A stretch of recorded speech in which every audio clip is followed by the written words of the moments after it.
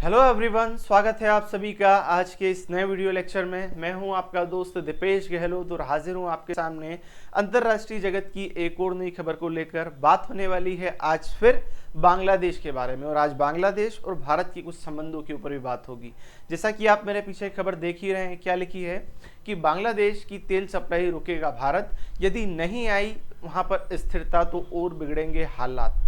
यहाँ पर आपने थोड़ा सा नोटिस करा हो तो खबर निकली है कि बांग्लादेश की तेल सप्लाई रुकेगा भारत।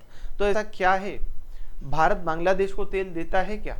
भारत तो खुद तेल मंगाता है। भारत तो गल्फ कंट्री से, अमेरिका से, बोला जाए तो साउथ अमेरिका से, यहाँ पर जो मिडिल ईस्ट का जो रीजन है, ओपेक कंट्री है, वहाँ से तेल मंगाता है। तो ये बांग्लादेश को तेल क्यों दे रहा है, ऐसे क्या कारण थे, उनकी आज हम चर्चा करने वाले हैं। तो बात होने वाली है उस समय की जब हमारे माननीय प्रधानमंत्री और बांग्लादेश की जो प्रधानमंत्री है शेख हसीना जी, ये प्रधानमंत्री हुआ करती थी। तो इनके साथ में हमारे मित्रवत व्यवहार हुआ करते थे।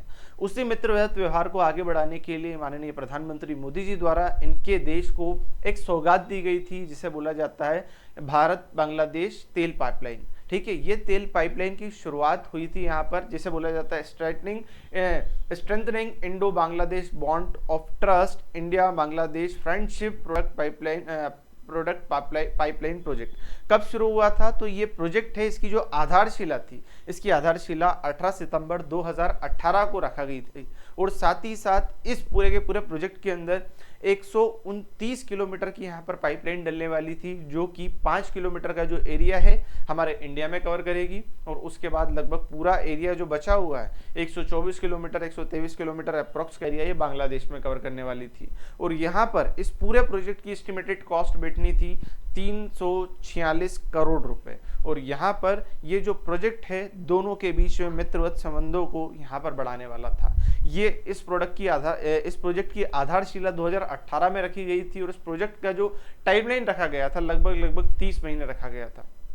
धीरे धीरे डिले विले होते होते ये जो पूरा का पूरा प्रोजेक्ट है ये पूर्ण हुआ। कब पूर्ण हुआ? तो यहाँ पर इंडिया बांग्लादेश फ्रेंडशिप ये जो पाइपलाइन थी 18 मार्च 2023 को माननीय प्रधानमंत्री और शेख हसीना जी द्वारा संयुक्त रूप से इसका उद्घाटन करा गया। और उद्घाटन होने के बाद ये सुचारू रूप से संचालित हुई। यहाँ पर हमारा जो प्रधानमंत्री ऑफिस है उसकी तरफ से भी न्यूज रिपोर्ट करी गई थी। क्या? PM Narendra Modi and Bangladesh prime minister Sheikh Hasina jointly inaugurate the Indo Bangladesh friendship pipeline. ठीक है, इस पूरे के पूरी जो पाइपलाइन है इसके माध्यम से 129 किलोमीटर की यहाँ पर पाइपलाइन कवर होने वाली थी। साथ ही साथ यहाँ पर 446 करोड़ रुपए का जो खर्चा आने वाला था ये तो मैं आपको पहले ही बता चुका हूँ। अब ये जो काम हो चुका है, ये पूरा का पूरा जो प्रोडक्ट डेवलप हो चुका है, इसके अंदर धीरे धीरे एक्सटेंशन चल रहा था। एक्सटेंशन इट मींस 130 किलोमीटर की जो पाइपलाइन थी वो 130 किलोमीटर को आगे बढ़ाया जा रहा था। तो भारत ने वही पाइपलाइन को यहाँ पर रोक दिया है।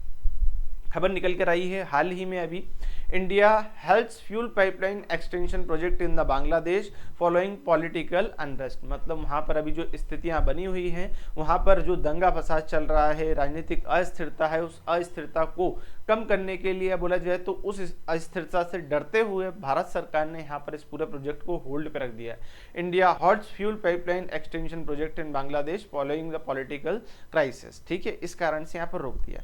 अब यहाँ पर जो भारत है, भारत इस बांग्लादेश को जो तेल प्रदान करने वाली कंट्री में चौथे नंबर पे आता है। ठीक, देखिए यहाँ पर जो बांग्लादेश है प्राइमरली 4 देशों से तेल खरीदता है, जिसके अंदर सबसे पहले यहाँ पर मलेशिया, फिर सिंगापुर, फिर चाइना और उसके बाद में इंडिया और फिर साउथ कोरिया यहाँ पर प्रमुख रूप से इसके जो तेल इंपोर्टर कंट्री में यहाँ पर नाम आता है। अब हमारा क्या है, हम बांग्लादेश के साथ में टाई बिठाना चाहते हैं। जैसा कि हम बोलते हैं कि हम हमारे दुश्मनों को तो बदल सकते हैं पर हम हमारे पड़ोसियों को नहीं बदल सकते। इसलिए ज़रूरी है कि हमारे जो भी पड़ोसी हैं उनके साथ में हमें मित्रवत व्यवहार रखे जाने चाहिए, उनके साथ हमें अच्छे संबंध रखने चाहिए। अब जो बांग्लादेश है, बांग्लादेश एक तरफ से म्यांमार से घिरा हुआ है, दूसरा जो चाइना से भी उसके संपर्क हैं, और नीचे तो पूरा खुला रीजन है ही सही।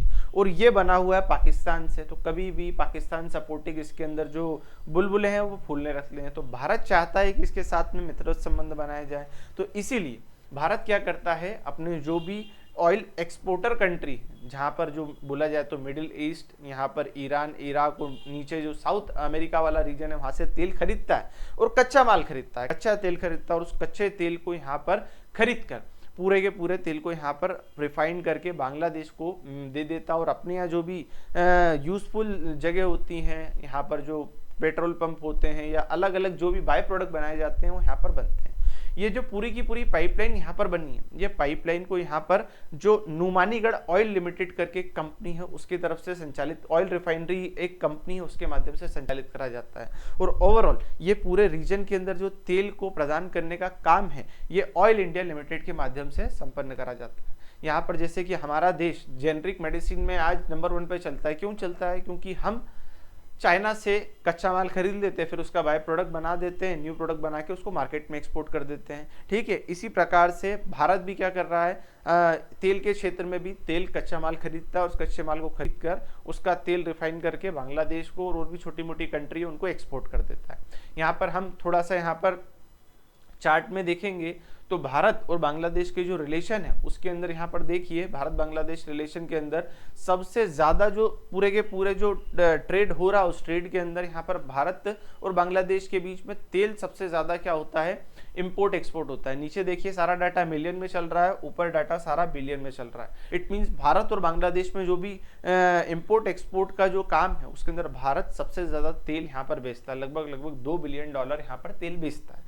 अब यहाँ पर जो तेल बेचा जा रहा था, अब वो तेल बेचने का काम यहाँ पर रोक दिया गया है। क्यों रोक दिया गया है? क्योंकि वहां पर बांग्लादेश में क्राइसिस चल रहा है। क्राइसिस क्या है ये तो आप सभी को पहले से पता ही है, पर फिर भी थोड़ा सा मैं इन ब्रीफ आपको बता देता हूँ। लगभग 5 अगस्त के दिन यहाँ पर शेख हसीना जी हैं, वहां पर जो पॉलिटिकल अनस्टेबिलिटी हुई थी उसके कारण देश को छोड़कर भाग गई थी। ये जनवरी में बांग्लादेश के जो चौथे बोला जाए तो लोकसभा चुनाव थे, उन लोकसभा चुनाव को जीत कर आ जाती हैं। पर अमेरिका को ये पसंद नहीं कि ये जीत कर आ जाती हैं, क्योंकि इन्होंने ओपनली ये एमिट कर दिया था कि जो अमेरिका से गोरा व्यक्ति व्हाइट मैन मुझे चाहता है कि सेंट मार्टिन आइलैंड, इनका जो क्षेत्र है उसके अंदर जो ये जो नीचे वाला एरिया समुद्र के टाइप एरिया, वहां पर एक सेंट मार्टिन आइलैंड है। वहां पर अमेरिका चाहता है कि मुझे वो सेंट मार्टिन आइलैंड मिल जाए, जिससे कि मैं बांग्लादेश और भारत और चाइना को भी काउंटर करने के लिए वहां पर एयरबेस बना पाऊं, ठीक है, या बोला जाए तो आर्मी बेस बना पाऊं। तो यहाँ पर शेख हसीना ने साफ साफ मना कर दिया था कि मैं आपको ऐसा कुछ भी यहाँ पर करने नहीं दूंगी।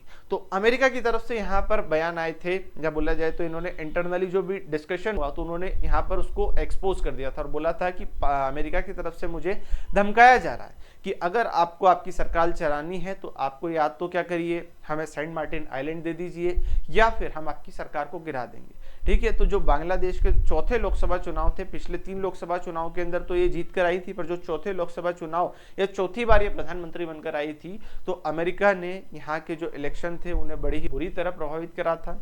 उसके कारण धीरे धीरे यहाँ पर प्रोटेस्ट एमिड होने लगे। वहां पर जो बोला जाए तो इस पूरे के पूरे जो एरिया के अंदर बांग्लादेश में 3 प्रमुख पार्टियां हैं, जिसके अंदर खालिदा जिया और ये जो शेख हसीना की पार्टी है, ये जो 2 प्रमुख पार्टियां हैं, इन्हीं के साथ में यहाँ पर बोला जाए तो एक व्यक्ति है जिनका नाम है डोनाल्ड लू। डोनाल्ड लू ये हमारा जो इंडिया है या एशिया है, एशिया में पूरे के पूरे कमांड को संभालते हैं। जैसे अमेरिका राज्य तो अमेरिका जो पूरे अमेरिका के क्षेत्र के अंदर राज करता है, वहां पर प्रेसिडेंट के पद पर वहां पर जो बाइडेन काम करते हैं, इनका जो पूरा का पूरा एरिया है उस क्षेत्र विशेष के अंदर तो ये अपना धाक जमाते ही हैं, पर ये बोलते हैं पूरी पृथ्वी हमारी। तो इन्होंने पूरी पृथ्वी को अलग अलग रीजन के अंदर बांट दिया, अलग अलग थिएटर कमांड में बांट दिया। उस थिएटर कमांड के अंदर जो हमारा वाला एरिया है उस एरिया को संभालने का काम करते हैं ये डोनाल्ड लू। यहाँ पर कहीं पे भी अलग अलग देशों में जाना, मिलना, मीटिंग्स करना, यहाँ पर ट्रेड करना, सभी काम ये डोनाल्ड लू के माध्यम से करा जाता है। तो शेख हसीना जो व्हाइट मैन का नाम लेकर बता रही थी, वो व्हाइट मैन यही है, डोनाल्ड लू।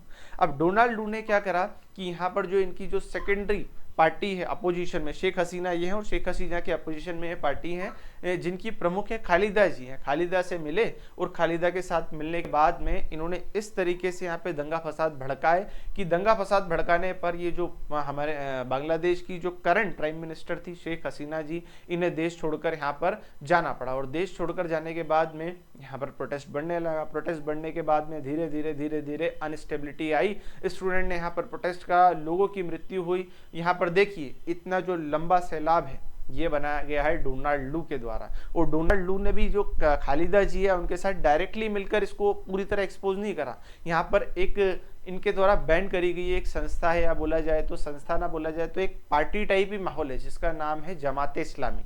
पाकिस्तान समर्थित ये एक तरीके का ग्रुप है जो जमाते इस्लामी, इसने पूरे के पूरे प्रोटेस्ट को यहाँ पर करवाया था, कंडक्ट कराया था।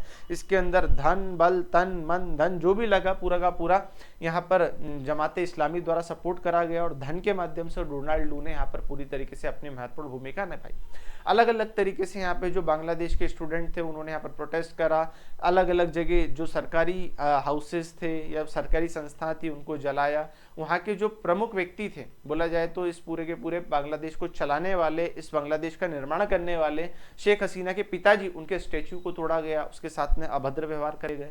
जब शेख हसीना बांग्लादेश को छोड़कर आई थी, तो बांग्लादेश को छोड़ के आने के बाद उन्होंने इंडिया में शरण ली। तो इंडिया में शरण ली तो हमारे जो एनएसए हैं अजीत डोभाल जी ने जाकर इन्हें वहां पर लेकर आए। लेकर आने के बाद जो सुरक्षित स्थान पर भारत के अंदर इन्हें रोका गया, और भारत में रोकने के बाद में जैसा कि मैंने आपको बताया कि भारत में क्यों रोका, इसी के बाद में भारत के विरोध में ही प्रोटेस्ट यहाँ पर शुरू हुए। ये जो वहाँ पे शेख हसीना के पिताजी हैं मुजीबुर रहमान, जो उस समय के बांग्लादेश को बनाने में, या बोला हमारे देश पे जैसे महात्मा गांधी का योगदान है, वैसे ही बांग्लादेश को बनाने में शेख मुजीबुर रहमान का बहुत बड़ा स्थान है। तो शेख मुजीबुर रहमान के जो अलग अलग स्टैचू थे उन्हें तोड़ा गया, उन्हें बर्बाद करा गया, और इस तरीके से यहाँ पर ये जो पूरा का पूरा प्रोटेस्ट है धीरे धीरे एंटी इंडिया शिफ्ट हो गया। क्यों?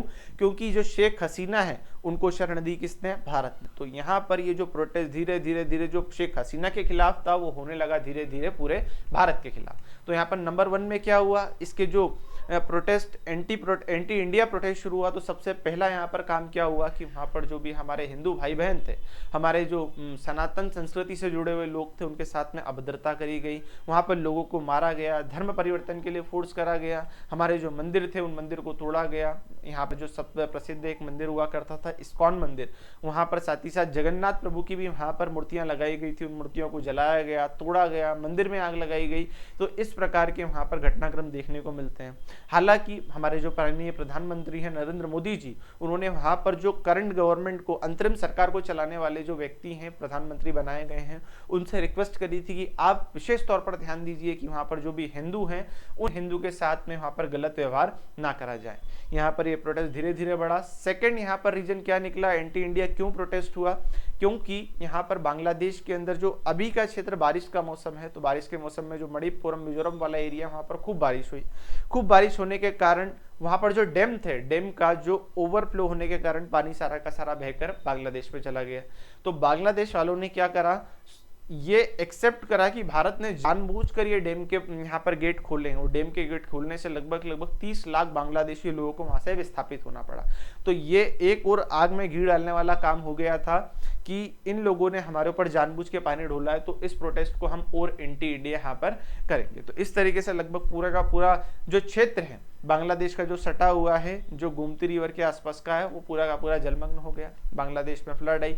उसके बाद तीसरा यहाँ पर और क्या हुआ कि बांग्लादेश ने भारत के साथ में एंटी इंडिया होते होते क्या कर दिया कि जो पाकिस्तान है, पाकिस्तान से जा मिले, पाकिस्तान से गोला बारूद खरीद रहे हैं। तो थोड़ा आप अगर बांग्लादेश के नक्शे को देखेंगे तो पूरा का पूरा भारत में ही सिमटा हुआ है, न्यू करके इधर पश्चिम बंगाल, ऊपर अरुणाचल प्रदेश और मणिपुर मिजोरम, ये सभी राष्ट्रों से घिरा है। तो भैया तुमको गोला बारूद क्यों चाहिए? गोला बारूद किसके ऊपर चलाओगे? गोला बारूद होता है हमारे आसपास की कंट्रीज के जो हमारे ऊपर हमला करने वाली।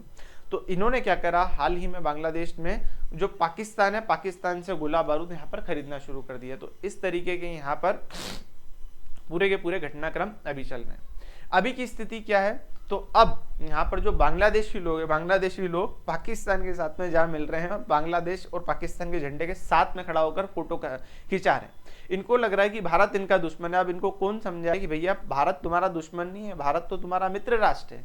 जिस पाकिस्तान से तुम मिल रहे हो उसी से हमने तुमको आजाद कराया था, उसी के अंदर शेख मुजीबुर रहमान की बहुत बड़ी भूमिका थी। हमने ही 93,000 सैनिक जो आज तक का रिकॉर्ड है, उस रिकॉर्ड को तोड़ा है।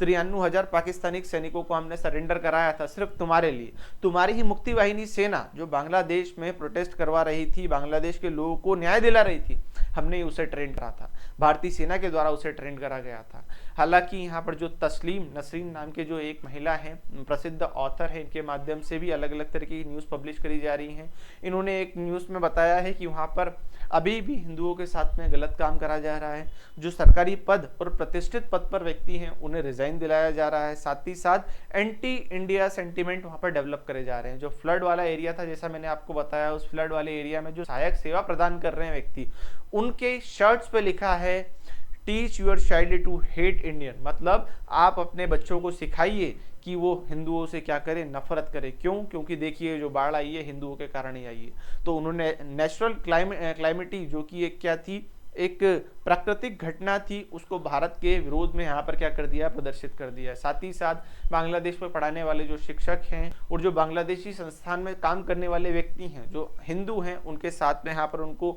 अभद्र व्यवहार करा जा रहा है, जबरदस्ती उनसे रेजिग्नेशन दिलाया जा रहा है। तो इस तरीके के यहाँ पर अभी बहुत ज़्यादा वायरल पोस्ट देखे जा रहे हैं। इन शॉर्ट्स कहा जाए तो एटलीस्ट यहाँ पर 50 Hindu educator quite to post under the dresses, यहाँ पर 50 एजुकेटर को छुड़वा दिया गया है। Abuse teacher seek to resignation, उन्हें यहाँ पर अपना रेजिग्नेशन लेटर साइन करने के लिए मजबूर करा जा रहा है। ठीक है, तो ओवरऑल बांग्लादेश में पूरा का पूरा मामला अस्थिर है और इस अस्थिरता को लाने में जो प्रमुख योगदान है वो इस व्यक्ति का है, जिसका नाम है डोनाल्ड लू, जिसकी चर्चा मैं आपको कर चुका हूँ। अब ये अस्थिरता, ये इतनी बड़ी अस्थिरता लाने का प्रमुख श्रेय इसी को दिया जाएगा। साफ साफ दिखता है कहीं कहीं अमेरिका, मतलब अमेरिका है ना, कुत्ते की दुम है, कभी इधर कभी उधर, कभी सीधी बात नहीं करता है। अभी यूक्रेन में इसको क्या चल रहे हैं, ह्यूमन राइट्स दिख रहे हैं। यूक्रेन में इसको बोल रहा है कि अमेरिका उसको मार रहा है। यूक्रेन के अंदर जो भी चीज हो रही तो यूक्रेन को भर भर के गोला असरा बारूद दिए जा रहा है। और यहाँ पर बोल रहा है कि इन्होंने क्या नहीं कराए हैं, फेयर इलेक्शन नहीं कराए। साफ साफ दिख रहा है। अब ये जो डोनाल्ड लू है वापस से बांग्लादेश की यात्रा पे जा रहा है। बांग्लादेश की यात्रा पे जाकर क्या करेगा, वहां पर जितने लोगों को बिठाया धन बांट के आएगा। खबर निकल कर आ रही है Sheikh Hasina illegal to US role in outside से could remand in power if she surrendered sovereign to saint Martin island. ये तो पुरानी खबर है की, ठीक है। ये शेख हसीना ने व्हाइट मैन का जो मैंने बताई थी कहानी, वो शुरू वाली कहानी ये है। पर अब यहाँ पर ये जो बोला जाए तो डोनाल्ड लू और इसके साथ में एक व्यक्ति है जिसका नाम क्या, ब्रेंड नेमन, ये दोनों आने वाले हैं बांग्लादेश के अंदर और बांग्लादेश में आके इनको क्या देंगे, पूरी तरीके से सहायता प्रदान करेंगे। उनके यहाँ जो भी करंट गवर्नमेंट चला रहे हैं उनको पैसा देंगे, खाओ बेटा खाओ, इसी प्रकार का माहौल यहाँ पर बना के रखना है।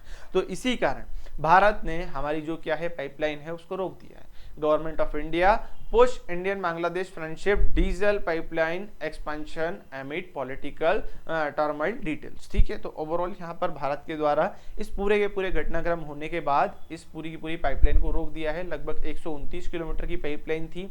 ये पूरी की पूरी पाइपलाइन अभी बन के संपन्न हो चुकी है, पर इसके अंदर आगे और एक्सटेंशन होने वाला था। छोटा सा एक्सटेंशन का काम और था, इस एक्सटेंशन के काम को यहाँ पर अब फिलहाल की स्थिति में यहाँ पर रोक दिया गया।